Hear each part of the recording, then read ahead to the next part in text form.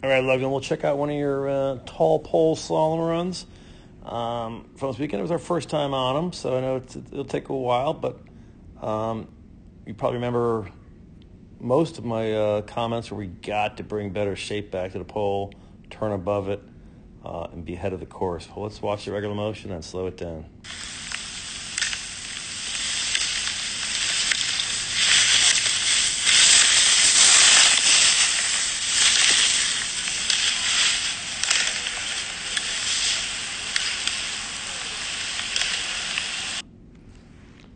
So I don't think it was one of your better runs, but that's the luck of the draw sometimes when filming.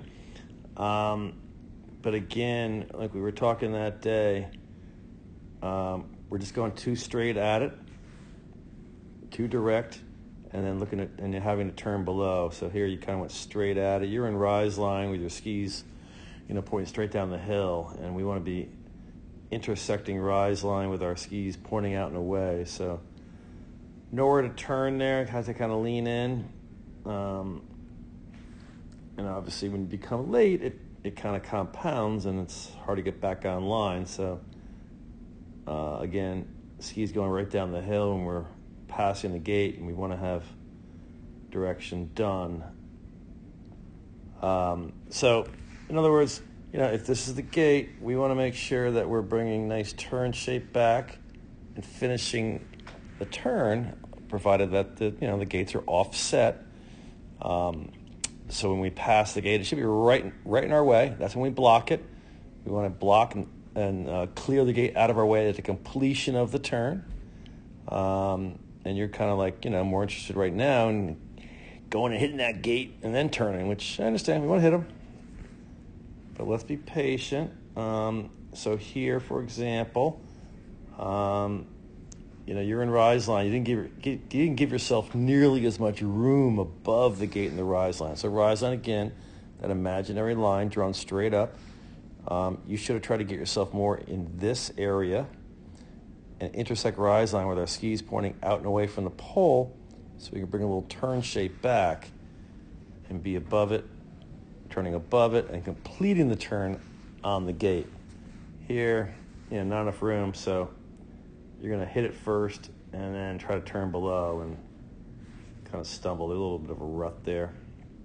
And again, that set you off on kind of a low line the whole way down, so it's kind of just, continuation. But so, all right, so that's line and tactics. Be patient, give yourself more room above, intersect rise line, the skis pointing out and away, bring shape back when it's offset. But besides all of that, we talked about how we want to clear these things. We want to clear them with our pole. We said ski pole horizontal to the snow more, and the ski tip down the hill a bit more, so angled forward. Because then what you're going to do, once you clear out of your way, is just basically with your wrist, drop it down, and it becomes a pole touch, pole plant. So there's no pole plant there. You can see it came through. No pole plant whatsoever. We really have to pole plant, right? Lastly, you can probably see we need more angles. We need to get the feet off maybe a little more. Roll up those skis a little more on edge of the top of the turn. Right, carve that top of the turn. So again, I said already, I don't think this was your best run, just luck of the draw. But generally speaking, as you remember, most of the comments were what I just said about being more patient, bringing shape back to the pole. So let's do that, and let's think about trying to get better angles. Really, that 10 o'clock, 2 o'clock drill we were working on. Roll up those skis at the top of the turn, 10 o'clock, 2 o'clock, and make sure we're holding the ski pole correctly to clear the gates.